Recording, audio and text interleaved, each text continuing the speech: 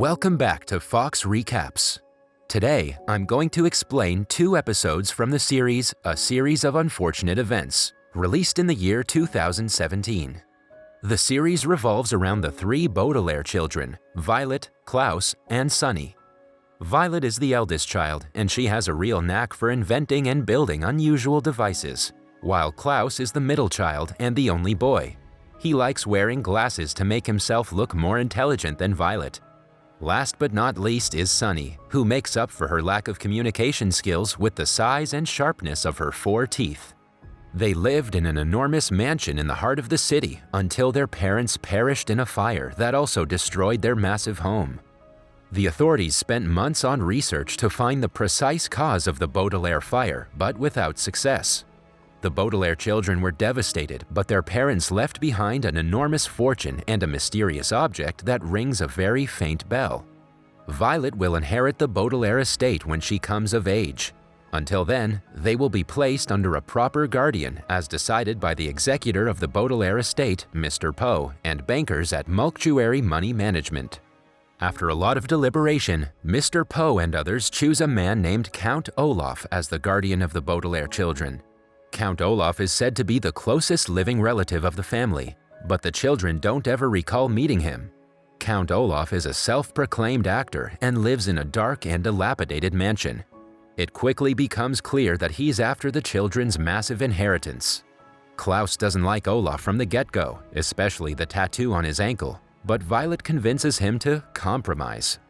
Olaf talks rudely to them and makes them prepare dinner for his shady theater friends.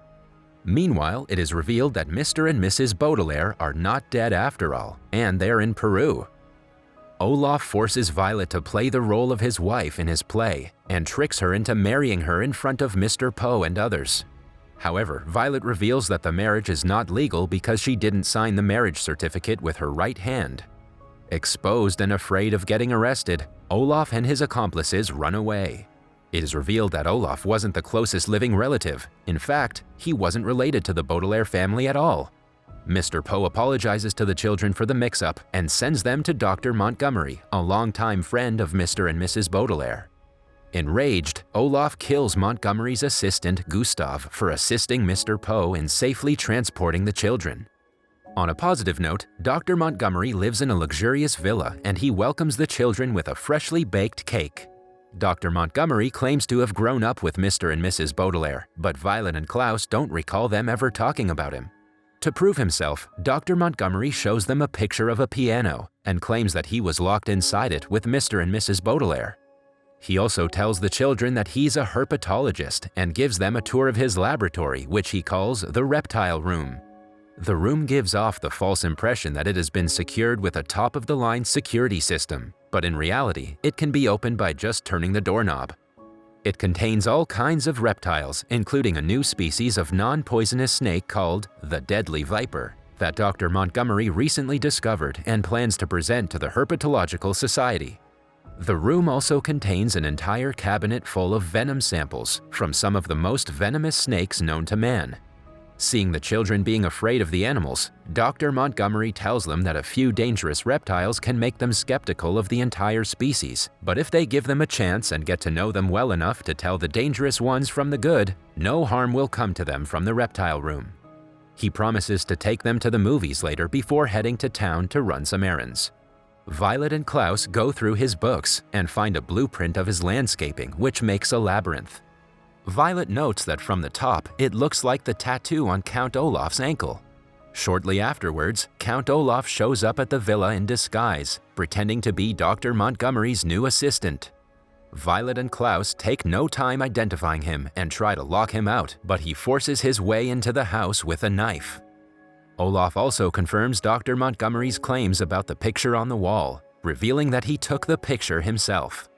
He eventually corners the children, but Dr. Montgomery's cuckoo clock startles him, giving the children time to lock themselves in the reptile room. Soon, Dr. Montgomery arrives, but to the children's dismay, Olaf manages to trick him into believing that he's there to take the role of his new assistant. After sending Olaf to his room, Dr. Montgomery reveals he's well aware that Olaf's an imposter and convinces them to play along and feign ignorance. When alone, Klaus suggests calling the authorities, but Montgomery turns down the idea, as Olaf and his henchmen can easily overpower them before the cops can show up.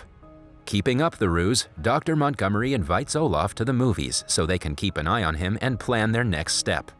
Klaus gives his father's last remaining possession to Dr. Montgomery, and it turns out to be a monocular. Dr. Montgomery watches the movie through the monocular and discovers a secret message left behind by Mr. Baudelaire in it. The message asks Dr. Montgomery to take the children to Peru on the SS Prospero. Olaf catches up to Dr. Montgomery's deceit and orders his henchmen to take him out. To his surprise, the herpetologist manages to beat them and confronts Olaf outside the movie theater. However, it turns out Dr. Montgomery is under the false impression that Olaf was sent by his rivals at the Herpetological Society. Underestimating the threat that Olaf poses to him and the children, Dr. Montgomery lets him go after confronting him at the theater. Before putting the kids to bed, Dr. Montgomery tells them about their voyage to Peru.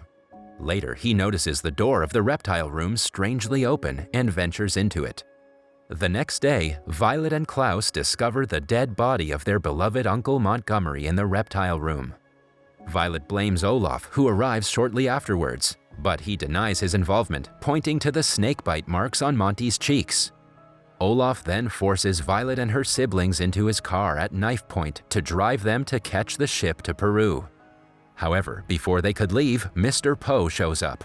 The children tell Mr. Poe that Stefano is Olaf in disguise, but the latter shows Mr. Poe his tattoo-less ankle to prove that he's not Olaf. Olaf then seizes the children's passport from Mr. Poe that he brought on request of the late Montgomery. When Mr. Poe insists on waiting for the authorities to arrive before letting Stefano and the children go to Peru, one of Olaf's henchmen shows up, posing as a nurse. After performing a sham autopsy, the fake nurse declares that Dr. Monty died of snakebite, claiming to have found the venom of the deadly viper in the deceased's vein. Violet and Klaus tell Mr. Poe it's impossible to die from the bite of the deadly viper because it's a non-poisonous snake, and its name is a misnomer.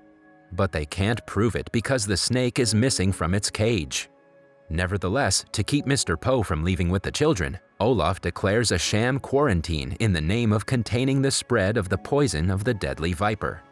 Violet and Klaus again try to tell Mr. Poe that Stefano is Olaf, but the banker refuses to believe them without proof and sends them to their room.